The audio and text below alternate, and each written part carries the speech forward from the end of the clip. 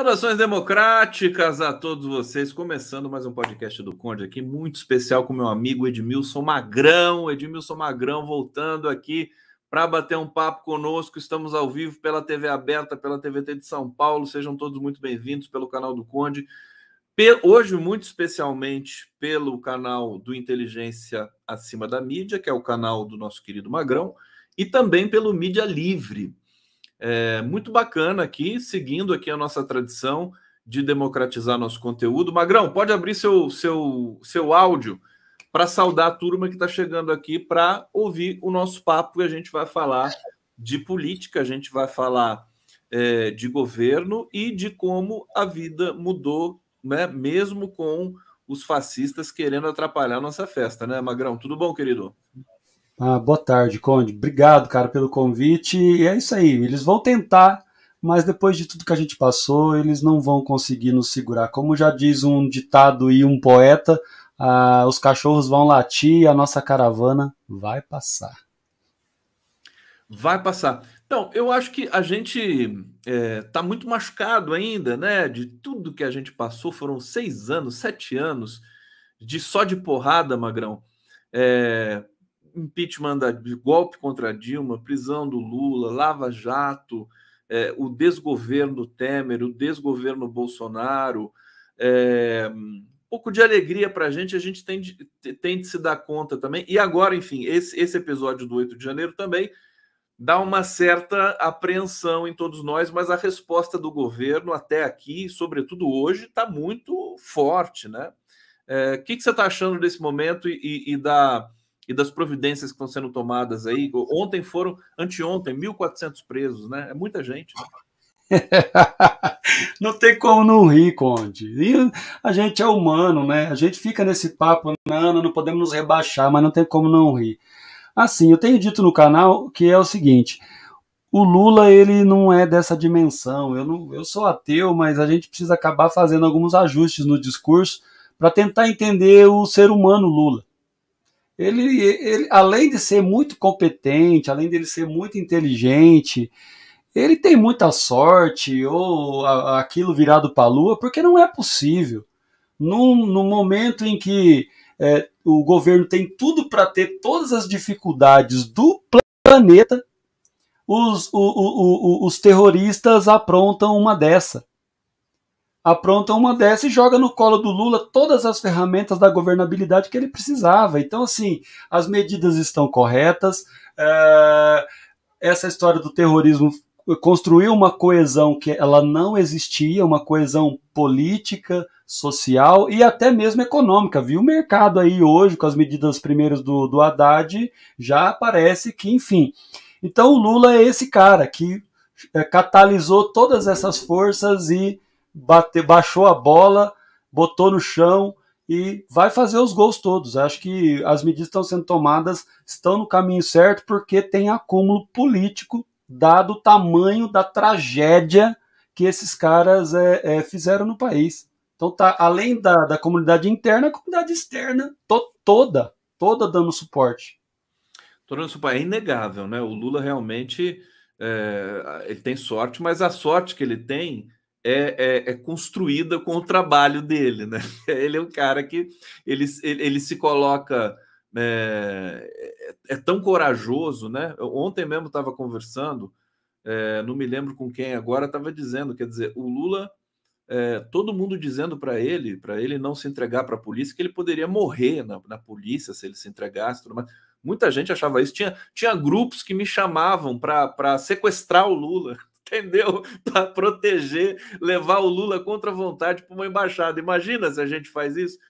Bom, mas com tudo isso, ele se entregou e provou que era inocente e reverteu todo o processo. Quer dizer, o Brasil agora, né? Se antes já era Brasil e Lula quase sinônimos, hoje é uma coisa mais forte ainda, né, Edmilson? Então, Conde, ano passado, no finalzinho do ano, durante a campanha, eu comentava com a minha esposa, eu passei 40 e tantos anos da minha vida, nunca eu tinha imaginado ou pensado, feito algum tipo de plano de morar fora do país. Nunca. E eu confesso que ali do segundo semestre me passou pela cabeça, muitas vezes. E isso ficou para trás, acho que por obra, é óbvio, por obra desse cara chamado Lula. Essa sorte que você falou, e eu tenho acordo no exemplo que você deu, essa sorte construída, né? Essa sorte como preparo para as oportunidades que se aparecem, né? O cavalo passa arriado, você pula em cima. Parece que eu estou vendo o Lula fazendo isso, né? E um visionário, né? O cara que encara o que ele encarou, né? Nas barbas do Moro, diz pro Moro, Moro, você vai ser chutado, vai dar ruim para você. E a gente chega nesse momento, cara, é uma coisa inacreditável. É uma coisa inacreditável, a gente precisa comemorar, mas também, ao mesmo tempo, né, Conde, cuidar. Né? Não dá pra gente baixar a guarda. E aí, antes de devolver para você, eu quero parabenizar você pelo seu trabalho. Porque dos poucos, ou dos muitos, acho que vamos melhor, vamos deixar nos muitos, dos muitos trabalhos que foram feitos na mídia digital, no YouTube principalmente, que tem uma contribuição importantíssima para a reflexão e para o debate público brasileiro. Você, o teu trabalho, a tua visão de política, a tua visão de sociedade, os textos maravilhosos que você escreveu nesse período aí de 2018 para cá. Então, todo esse aglomerado de contribuições fizeram nos chegar até onde a gente chegou. O Lula, ele é também este cara que você citou, por força e obra de gente como você, de gente como eu, de outras tantas pessoas que contribuíram um cadinho para o Lula ter a oportunidade de pular nesse cavalo arriado que passa agora. Eu tô até arrepiado agora, arrepiou até aqui embaixo, viu? Não foi só o braço, não. Porque o Magrão, enfim, o Magrão é uma figura queridíssima, aqui tem várias mensagens aqui para ele, já vou ler. Mas a gente sente isso. Eu falava durante lá, primeiro agradecer o que você está dizendo e receber com muita felicidade esse reconhecimento que eu também transfiro com você e com tantos outros aí que estão nessa jornada. E eu dizia isso uns tempos atrás, falando, nós estamos fazendo parte da história brasileira, todos nós, né? A coletividade que acompanha também, todo mundo ali um pouquinho contribuindo para fazer essa travessia tão dramática, Magrão. E também eu tive uma missão, eu me dei uma missão assim também muito especial, que era ajudar o Lula a passar aqueles 580 dias né, com a cabeça em ordem. Então ele acompanhou tudo o que estava acontecendo aqui fora. Aliás, ele estava mais bem informado que hoje, talvez, viu? Ali, o que ele recebia de informação ali na prisão era uma coisa impressionante. E ele passou, e ele é grato também à vigília, a tantas pessoas que tiveram ali muito juntos espiritualmente dele, politicamente. Deixa eu trazer aqui o comentário da Ângela Maria. Paulo Guedes afundou o Brasil com sua política equivocada, agora simplesmente sumiu, deixando uma dívida imensa. Então, o Haddad falou sobre isso, né? Renato Prime, ele se fortalece a cada dia. Tá falando o Lula. Roberto Aguiar, boa tarde, Condão e Magrão. Eita dupla, hein? Abraço fraterno, São Bernardo do Campo. Marcos Galantini, tem que aparelhar o COAF no Brasil para fazer um levantamento nas movimentações financeiras de pastores. Paulo Guedes, Bolsonaro e outros têm muito dinheiro roubado do povo brasileiro. O Prime está aqui mais uma vez. Lula é inteligente, tem sorte. Mauro Evangelista, quando você só traz pessoas fodonas, viciei. Tá aqui.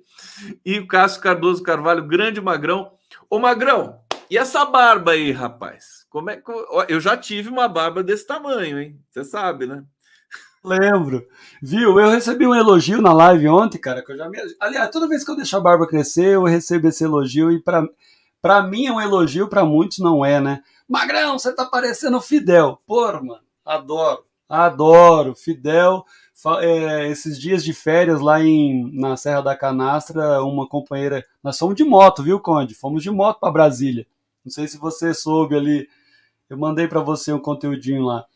E aí uma colega levou, né, uma das duplas que estavam de motos com a gente, levou o charuto cubano, que ela teve em Cuba, e trouxe o charuto.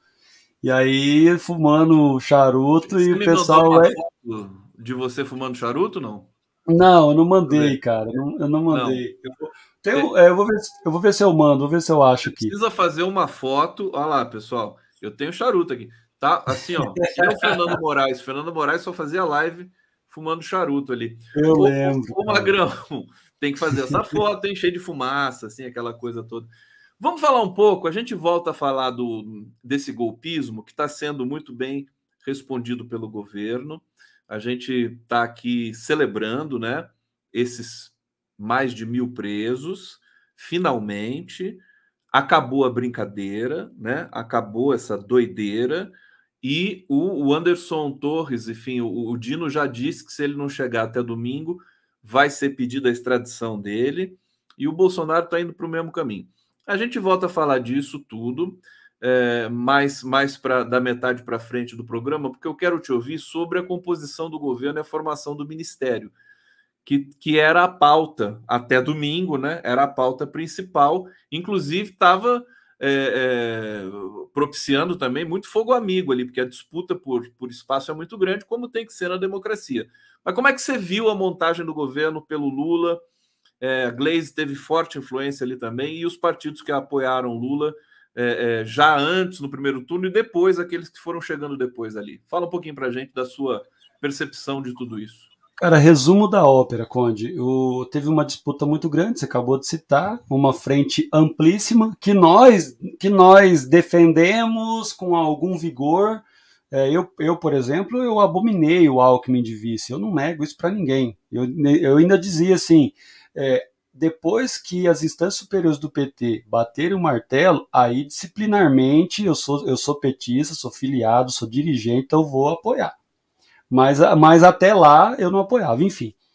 Então, diante dessa frente amplíssima, eu considero que o PT fez uma disputa muito bonita pelos ministérios, com nomes do próprio partido e com nomes de partidos afins, como o próprio PSOL, por exemplo, que a princípio não queria, diziam que não queriam, mas de forma geral, o PT conseguiu emplacar nomes importantíssimos. Né, o Wellington Dias, um ótimo nome, o próprio Haddad, que a minha impressão pessoal é que o Haddad vai ser o herdeiro de toda a bagaça do capital político de Lula, a minha impressão é isso, por enquanto, pode ser que mude.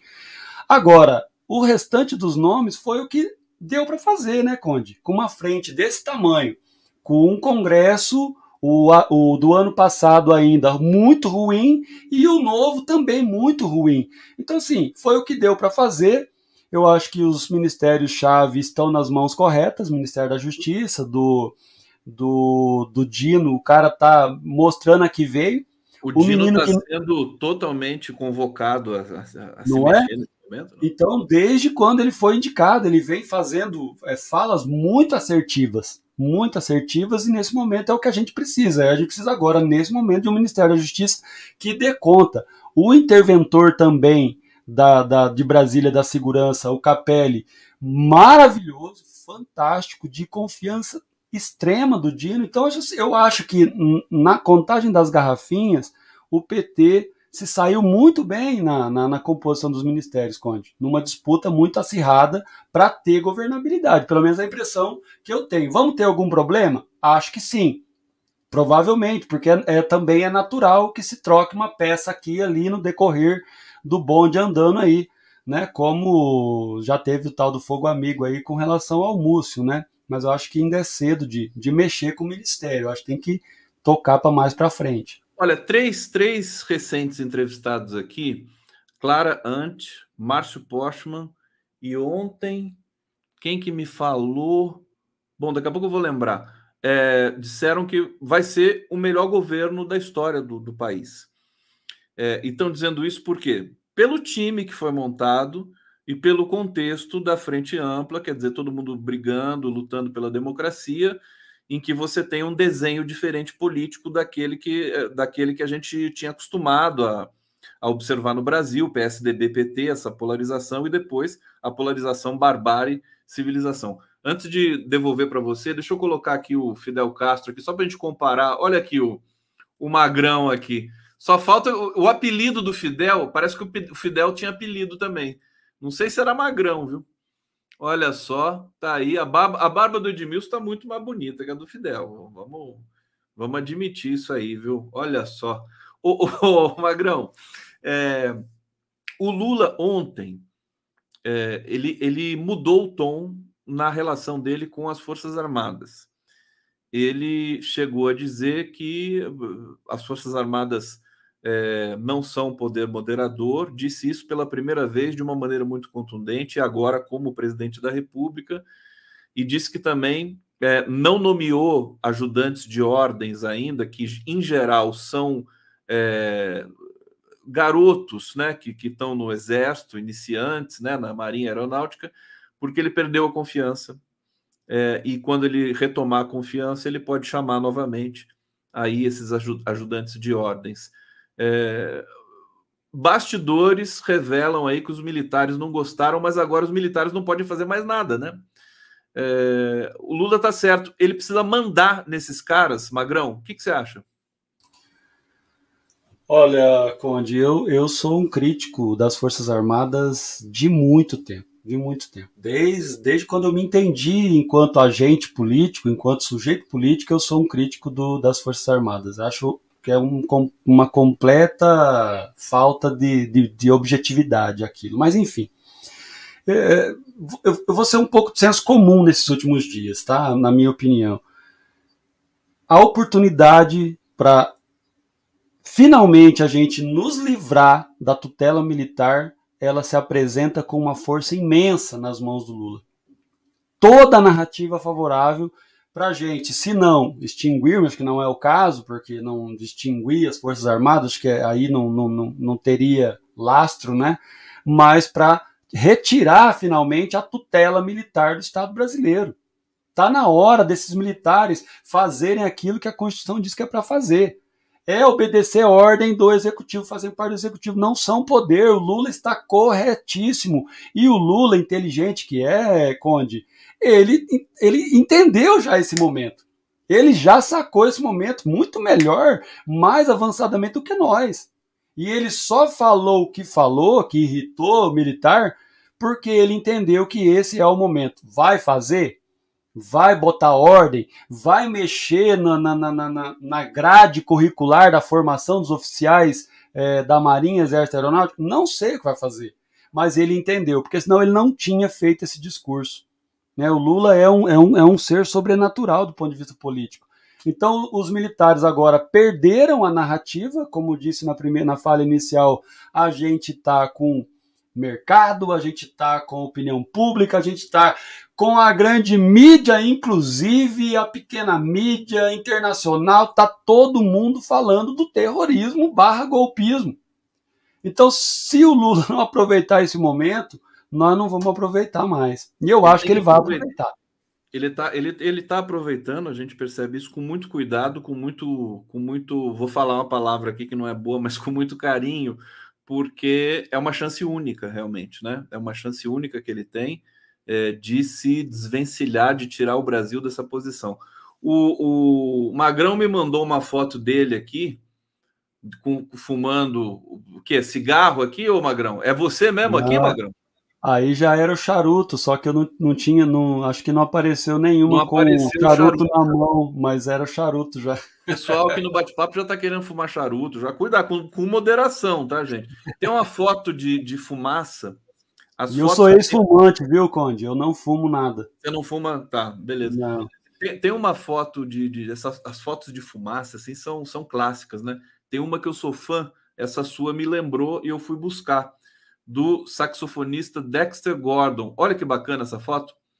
É uma das fotos mais célebres do jazz. Ele está lá fumando o seu cigarro e com o seu saxofone na mão. É muito bacana isso aqui. Edmilson Magrão. Edmilson, você está dando aula nesse momento de história? Você é professor de história, né? Sim. Segue, né? Ganha-pão é aula de história e ensino médio fundamental. Do Estado? Como é que está a sua vida de professor? Sim, eu sou concursado aqui no estado do Paraná, né? Então eu todo ano já tem, sei lá, 10 anos de sala de aula, mais uns 10 de secretário de escola. Minha vida inteira é escola. Minha mãe é cantineira de escola, eu cresci dentro de escola, e, enfim, é o que eu faço para sobreviver. O canal e outras coisas por fora é só, não posso dizer que é hobby, porque pobre não tem hobby, né? Vamos dizer que seja, sei lá, uma maneira de dar uma Acho que é um desdobramento natural da tua atividade, né? E a nossa atividade política, né? Que a gente leva a sério é um meio muito importante. Agora, conta um pouco para a gente da tua rotina. Como é que estão seus alunos? Como é que está o clima depois de tudo que aconteceu no país? Você já teve. Agora não voltaram do recesso ainda, é verdade, né? Você deve ter acompanhado ali o período no outubro ali das eleições e tudo mais. E você fazia um trabalho belíssimo no MST, de dar aula ali para os grupos também. Eu queria que você falasse um pouquinho da tua experiência de professor, até para a gente também poder pensar o que vai ser preciso fazer no Brasil para que a gente recupere os 2 anos da pandemia. E aí eu quero que você diga como é que foi, como é que foram as aulas aí na pandemia. A gente sabe que o ensino público sofreu muito com isso. E o que o Brasil vai ter que fazer, né, para sair desse limbo, né, ideológico que nós fomos jogados aí por Bolsonaro e companhia. Então, Conde, no MST, trabalhar no MST é mais tranquilo do ponto de vista das ideologias que a gente defende, né? Tem bolsonarista lá também, não é. Não podemos dizer que é unanimidade progressista, não é verdade, mas é mais tranquilo, porque a gente tem lá no MST uma proposta completamente diferenciada do ensino regular urbano, né, uma proposta em que a gente tem tempos educativos que não existem na escola regular, a gente tem figuras como tempo formatura, então toda semana, um dia da semana, uma turma organiza um ato político para iniciar a aula. Antes das aulas, faz lá um ato político, dia de Zumbi dos Palmares, aí vai falar do zumbi, aí toca o hino da Internacional, é um negócio diferente. Então lá a gente não tem problema de enfrentamento com o aluno por conta de ideologia. Tem problema quando tem algum professor desavisado que vai para lá e que não é do campo da esquerda, do campo das lutas populares, né? Aí tem problema, porque ele vai querer se posicionar. E os alunos de todas as turmas, do ensino médio ao ensino fundamental, eles têm um posicionamento muito firme com relação a isso. Agora, na cidade é complicado, cara. Na cidade eu dou aula, ano passado eu dei aula numa escola da cidade e nessa escola do MST. Na cidade, a depender da linguagem que você usa, da forma como você apresenta os seus argumentos, e nem precisa ser argumentos de esquerda, é só apresentar o que está ali no básico do livro didático ou dos materiais que estão disponíveis, que se você não fizer direito, você já arruma para a cabeça, já arruma uma denúncia, já tem uma confusão com o núcleo de educação, então estava bem complicado. Eu estou acreditando, Conde, que agora, nessa nova conjuntura pós-ato terrorista, nós vamos ter um encolhimento natural do tamanho do bolsonarismo. E isso já está perceptível no supermercado. Eu falo porque eu já presenciei. A minha esposa esse dia chegou da academia. Amor, tem um cara lá que só ia com o boné do Bolsonaro. Ontem apareceu com um boné amarelo só, sem nada escrito. Então, assim, eu acho que as aulas agora na cidade, a gente vai ter menos problema. Com relação à pandemia, cara, lá no MST foi um desastre.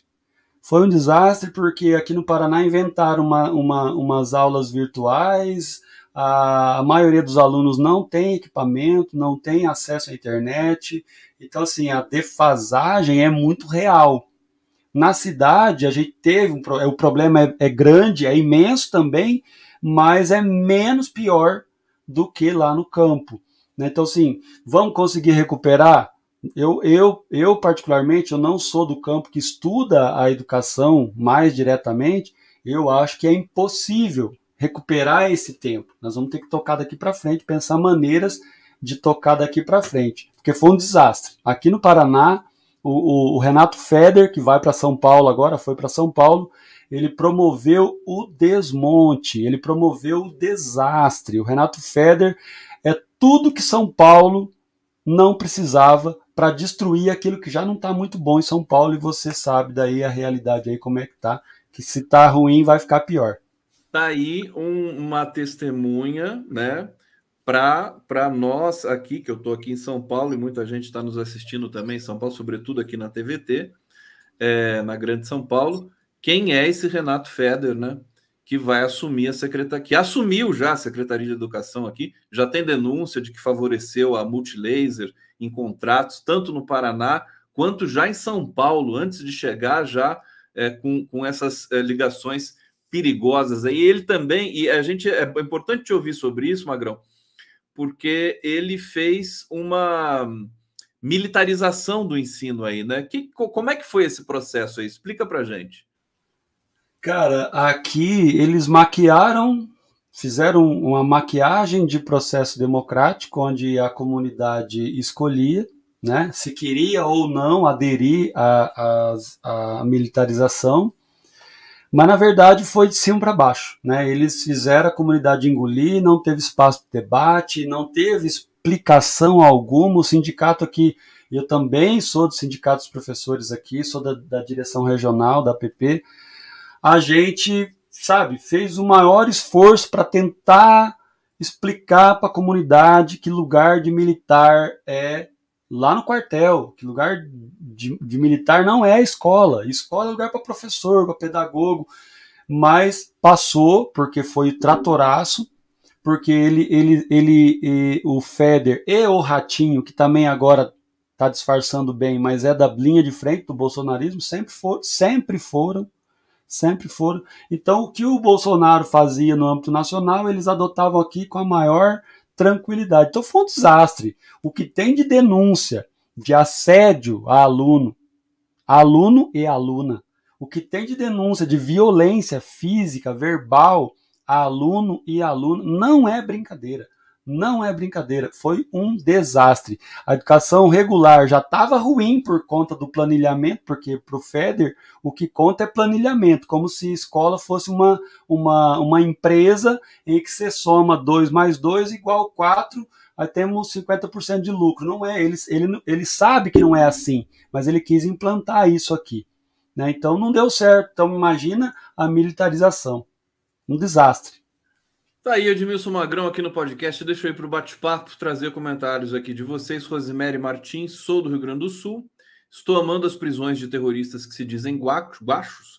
Estamos de olho, tem mais para aprender. Tem os mandantes, tem os incitadores. O Dino tá todo vapor, né? Nem sei se ele tá dormindo mais, o Flávio Dino, viu, o Magrão? O Dino deve estar 24 horas, porque ele está dizendo que tem três, acho que tem uma tipologia, tem 4 vertentes, né? Incitadores, como é que se diz?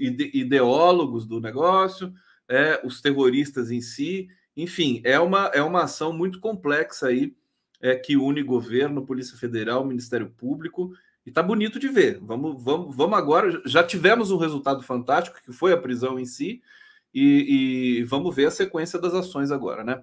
Helena Mesa, sou grata a cada canal que realizou um trabalho de resistência política durante o período dramático de obscurantismo que atravessamos. Se não fosse a coragem da resistência, estaríamos todos ferrados. A gente ajudou a manter a sanidade. Eu escuto muito isso, né? Conde, né? Se não fosse você, se não fosse a galera aí e tal, a gente ia pirar a cabeça, porque a imprensa estava perdida. Se eu não ajudei ninguém a manter a sanidade, eu mantive a minha própria. Tem isso também, para a gente manter a nossa. O Prime está aqui, Magrão, parece o Fidel mais novo mesmo. Magaglin, aqui, sujeitos da história, por favor. Vamos nessa. Deixa eu te perguntar, você foi na posse, né? Foi na posse. Eu conversei aqui com o trompetista, que inclusive tocou, o Fabiano Leitão, né? Ele tocou quando o Lula subiu a rampa ali, e aconteceu na hora, viu? Ele estava ali no meio do povo, na hora, o Stuquinha lá foi lá, deu um jeito. Do lado. Você estava do lado dele? Abre aí, pode abrir o seu áudio aí.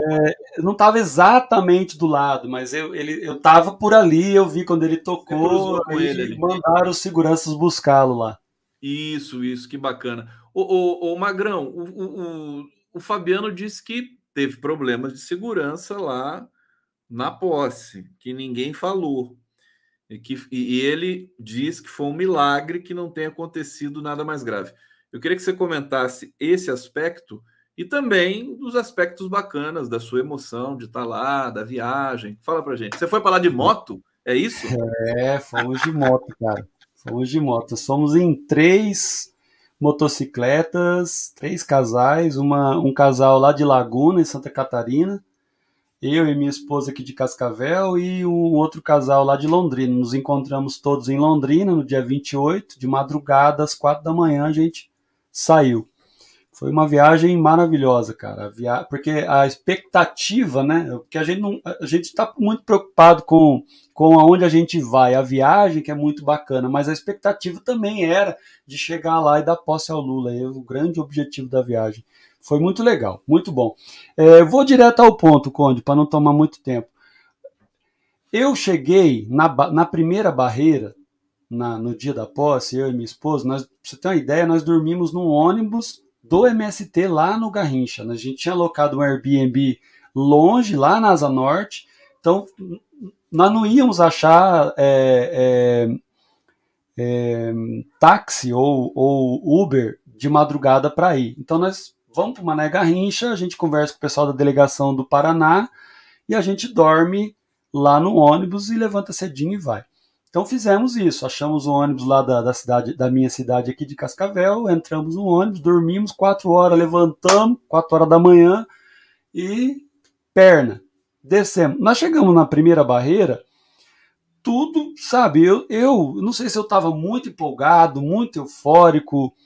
Como nós estávamos ali na frente, eu não percebi naquele momento falha de segurança, até porque teve 2 barreiras para triar, mas o pessoal que estava na frente, né? Era uma multidão, era uma coisa imensa. Então nós passamos primeiro, eu fiz vários pequenos vídeos, inclusive, da emoção de estar ali, naquela primeira checagem que foi feita, e depois na segunda, e depois os detectores de metal.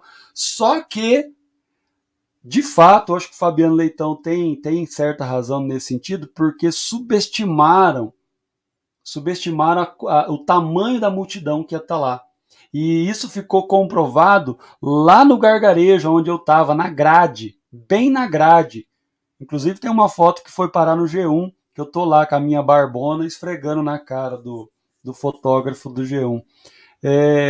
Então ali ficou claro que foi mal organizado. Foi mal organizado porque as pessoas chegaram ali, nós chegamos ali 7, um pouquinho antes das 7, eu e minha esposa. E nós ficamos ali o tempo todo sem água. Nós ficamos, porque não dava para sair. Não dava para sair. Foram espremendo gente. E uma hora abriram os portões, desceu um mundo de gente. Não tinha água, não tinha como sair para ir ao banheiro. Era impossível. Foi muito mal pensado mesmo. E aí depois, vendo o relato do Fabiano, que ele chegou depois, né? Ele desceu depois, junto com a multidão. Quando ele relata que ficou pouco detector de metal, por exemplo, para aquela multidão, eu acho que foi mal pensado mesmo. Acho que já era o prelúdio ali do que aconteceu no dia 8. Já era um teste. Vamos ver como é que essa multidão de canhotos se comporta aqui. A sorte que nós somos um povo ordeiro, apesar das pequenas confusões por causa da fila, mas acabou dando tudo certo. Mas a emoção, Conde, olha, talvez eu tenha feito vista grossa com relação às análises de segurança, porque a emoção realmente é uma coisa absurda. Absurda. Eu vi o Lula vencer as 3 eleições e nessa eu tive a oportunidade de ir. E nessa, com a clareza total do momento histórico que a gente está vivendo, da rapidez astronômica a jato, desculpe o trocadilho, de como a roda da história girou. Os processos históricos não se explicam em espaços tão curtos. Pelo menos os grandes processos históricos, inclusive os brasileiros, não se resolvem em espaços tão curtos. Nós construímos a história em 6 anos. Em 6 anos nós fomos do fundo do poço até o alto. Nós escalamos o poço inteiro em 6 anos. É um espaço muito curto. Então tudo isso na cabeça de um historiador que nem é tão especialista assim, A emoção foi muito forte. Estar naquela grade, ver os dragões ali se perfilando para receber o Lula, o próprio Lula no carro, as músicas, o Villa-Lobos tocando, eu sei que você gosta muito. Quando trocou, tava no Thriller, né, do Michael Jackson, já tava puto já. Porra, mas que música do inferno é essa? Não que eu não goste, mas não, para mim não era o momento. E aí começou o Villa-Lobos, cara. Puta, palavra, muito, muito, muito emocionante. O Villa-Lobos, você sabe que eu falava isso nas lives ali, né? Porque assim, o que eu falo por aí, eu falo na live. Você sabe bem disso, né, Magrão? Você aproveita ali a catarse, né? E fiquei imaginando, né? Imagina Villa-Lobos tocando com a cerimônia da posse e tudo mais, porque a música do Villa é tão... Ela é visceral, ela traz essa memória de um Brasil que todo mundo sonhou, inclusive um Brasil que foi sabotado agora nesse domingo, né? Eu conversei com um professor de História da Arte, inclusive vou conversar com ele amanhã de novo, o Luiz Marques. O que os terroristas fizeram ali no Planalto, no STF e no Congresso foi um ataque a uma concepção de país, que é a concepção de Brasília, que é a Praça dos Três Poderes. Eles emporcalharam tudo aquilo ali, né? Fala para mim, Magrão, é uma coisa, foi tão absurdo que a gente não consegue nem processar direito agora. Quer dizer, quando os brasileiros virem o que aconteceu no domingo passado, daqui a 50 anos, eles vão falar, meu Deus, como é que isso foi possível de acontecer, né? Realmente é uma coisa que acho que a ficha não caiu ainda para muita gente. Fala um pouquinho agora dessa sabotagem ao nosso pensamento, ao sentimento genuíno de brasilidade, de nacionalidade, de patriotismo, né? Eles se apropriaram de tudo isso para destruir tudo isso. Pois é, né, cara? A subversão desses conceitos todos que a gente não consegue entender. A gente, em nome da civilidade, até convive. A minha barba branca já não tem me permitido conviver tão pacificamente com essa turma mais. Eu tenho, inclusive, evitado. Mas, assim, eles destruíram tudo, é terra arrasada, Conde. A gente tem uma bela oportunidade agora de reconstruir, mas você sabe e eu sei que é um processo mais demorado. A construção é mais demorada do que a destruição, isso é nítido. Mas a gente está com a faca e o queijo na mão. O que fizeram no domingo, no dia 8, é tão absurdo, é tão violento. Por outro lado, eu estou tentando olhar o copo meio cheio. Por outro lado, é a oportunidade que a gente precisava, Conde, para tentar botar as coisas no seu devido lugar. Tentar devolver a bandeira brasileira, o verde e amarelo ao povo brasileiro. Tentar reconstruir o sentido do patriotismo. Patriotismo, o cara que ama a sua pátria, as riquezas nacionais, o cara que paga os seus impostos em dia, o cara que bate o cartão de manhã e bate o cartão à tarde para ir para casa, cuida bem da sua família, sabe? Reconstruir esses símbolos todos é também o que o dia 8 de janeiro nos deu de presente. Quero olhar desta forma porque daqui a 50 anos, como você disse, eu quero estar vivo, mas obviamente talvez não estarei. Muitos achando a gente não estar por aqui é grande. Mas a história vai contar essa narrativa que nós vencemos. Não eu, individualmente, o Conde, mas nós, povo brasileiro, vencemos. Nós derrotamos. Daqui 50 anos a narrativa vai ser essa. O povo brasileiro derrotou o terrorismo e o golpismo. Os livros de história, todos eles, vão estar contando esta narrativa. E os atores do terrorismo vão estar todos na lata do lixo, como todos os outros que passaram por esse país. Eu tenho aqui na minha prateleira vários livros de produções quase simultâneas do tempo do golpe. Vários pensadores, escritores, jornalistas, historiadores produziram um monte de coisa quase em tempo real do golpe. E agora, da agora para frente, a gente já vai começar a ter a produção do ponto final, ou se não, de um ponto de inflexão do bolsonarismo no Brasil. E daqui 50 anos, esse povo vai estar, como o Lula já disse uma vez, uma fala com o Moro, na lata do lixo, serão todos descartados com certeza. Eu acho que o nosso destino é ser uma grande nação. Eu sou como Lula, eu acredito nisso. E olha que as elites brasileiras não são fáceis, né? Continua sendo um problema, as elites brancas brasileiras. Quase eles estragaram, né?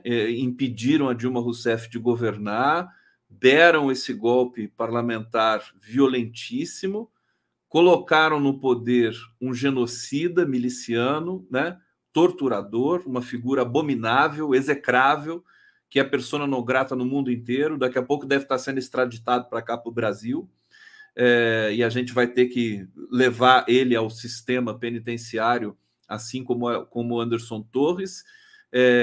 Agora, nós temos de tomar conta do Brasil, né, Edmilson? Não é só falar que o Lula vai resolver tudo, né?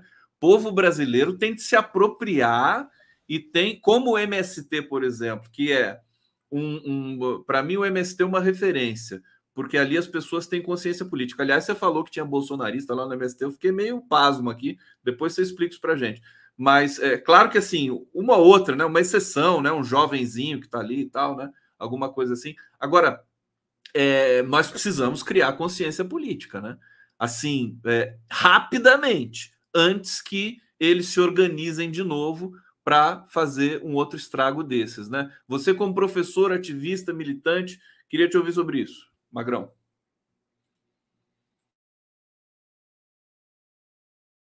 Ativa o teu microfone aí, querido. Desculpa, Conde. Infelizmente, o MST, como qualquer agrupamento humano, tem, né? Não é a maioria, felizmente, mas tem os minions, sim. Tem negacionista, tem antivacina, tem de tudo.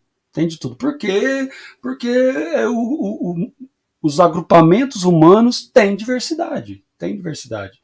E que nem sempre a formação política, nem tanto do MST e nem tanto da escola, consegue dar conta dessa formação necessária, né? Mas então tem essa diversidade. É menor do que se comparado com a cidade. O nosso país, Conde, ele é um país que tem muitas dívidas a serem pagas, e em nome dessas dívidas a serem pagas que a sociedade brasileira como um todo se nega a pagar, principalmente as elites brasileiras, que a gente chega nesse estado de coisas. E é por isso que esse momento se torna tão importante, porque a gente pode resolver alguns problemas muito graves. E simbolicamente falando, eu achei muito bonito, por se falar em pagamento de dívidas, a assinatura do Lula da equiparação da injúria racial com o racismo. Eu achei assim de um simbolismo, porque na verdade de 2 a 5 anos a pena e tal, eu acho que o tamanho da pena é irrelevante para o tamanho do símbolo. O símbolo que foi, no mandato do Lula, a gente avançar um pouquinho no pagamento dessa dívida. A própria Aniele e mais o Silvio Almeida também cutucam um pouco essa ferida dessa dívida que não foi paga, e a gente chega nesse estado de coisas em que o Lula tem nas suas mãos uma oportunidade muito, muito, muito preciosa de mexer em mais uma dívida histórica, que é cutucar a ferida do militarismo brasileiro. Então, assim, para a gente ser essa sociedade que você acredita que a gente será, e eu acredito também. Agora, se nós não fizermos essa repactuação da construção da sociedade brasileira, nós não vamos avançar muito, porque vira e mexe nós vamos ter um movimento de subversão desta ordem em que coloca o povo no centro das atenções. A gente já teve historicamente várias vezes, o Lula mesmo fala isso. A hora que a gente está começando a se organizar, vem um golpe. Né? O Lula fala isso de vez em quando. Então o momento é esse. Temos que aproveitar. E temos todos nós. Você no teu canal, no teu podcast, eu lá no meu, na minha sala de aula, o pessoal que vem aqui comenta, fazer a militância virtual, mas também fazer a militância de rua, se organizar nos movimentos populares, fazer formação política para não falar besteira, ou falar menos besteira, porque não falar besteira também é impossível, cometer menos equívocos, cometer menos anacronismos, para a gente poder avançar enquanto sociedade e para a gente estar sempre do lado certo da história. porque senão a gente corre o risco de, em um determinado momento, estar do outro lado da trincheira. Eu acho que se fizermos isso, a gente não vai chegar nesse país que você citou aí, Conde. Eu acho que chegou a hora de pagar realmente essa dívida da questão do militarismo endêmico no Brasil, né? É a chance que nos deram. Aliás, deram com os burros na água. Os militares foram irresponsáveis em patrocinar esses acampamentos, né? Tanto que no dia 9, na segunda-feira, depois dos episódios de terrorismo em Brasília, todos os acampamentos no Brasil inteiro foram desmontados, porque o país tem comando, né? E não é aquela bagunça que estava vindo ali com o Bolsonaro. Deixa eu trazer comentários aqui do nosso público. Cati Evans. Os generais do Exército se acham os maiorais, não trabalham, esse país não tem guerra, então achou mesmo os inúteis. No entanto, com certeza eles vão se sentir ofendidos com mudanças tão radicais. Vamos ver. O Lula não vai fazer mudança radical. O Lula é muito inteligente, ele sabe, só ele que poderia, inclusive, fazer isso, né, Magrão, né, para tirar esse ranço, né? O Lula vai mordendo, assoprando aqui ali, bota o Múcio, todo mundo pensa que ele está querendo agradar a militar, mas não tem nada a ver com isso. É por isso que a extrema esquerda odeia o Lula. A extrema esquerda odeia o Lula por causa disso. Eles querem ruptura e o Lula quer governar. Ô Conde, fazer um paralelo rapidinho aqui. Eu sou acusado de ser radical nos meus grupos reais.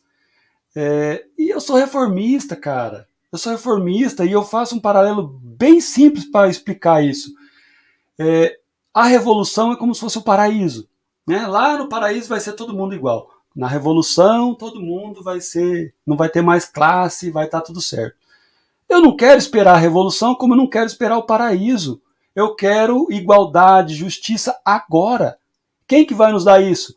O Estado de Direito, um Estado social-democrata. Quem melhor representa esse Estado? Hoje, Luiz Inácio Lula da Silva, com esse jeito dele de fazer política que você acabou de falar. Para mim é isso. O Lula ficava puto também quando falavam para ele de comunista e tudo, mas ele detestava. Porque assim, a gente tem de fazer essa diferença, né? A utopia, né? Essa coisa que é meio intelectualizada, né? Assim, não, uma sociedade perfeita, igualitária e tudo mais. Essa coisa, o Lula tem essa urgência. Vamos fazer a coisa funcionar agora. Se eu tiver de fazer uma concessão agora, eu vou fazer, né? E ele fez e mostrou que dá certo, porque os 2 primeiros governos dele foram absolutamente espetaculares, né? Tirou o Brasil do mapa da fome, botou o Brasil uma potência econômica no mundo todo, uma potência diplomática. Quer dizer, esse é o caminho. Você sabe que o pessoal comparou Fidel a você e tudo mais, e você gosta do Fidel Castro, né? Eu também admiro muito Fidel, mas eu acho o Lula muito mais interessante. Isso eu falo, sabe? Próprio Mandela, quer dizer, disparado. Lula é mais incrível que esses caras, todas as dificuldades que ele passou, né? Então, eu acho que a gente precisa dar uma recalibrada na nossa autoestima urgentemente, né? Eles não estão querendo deixar.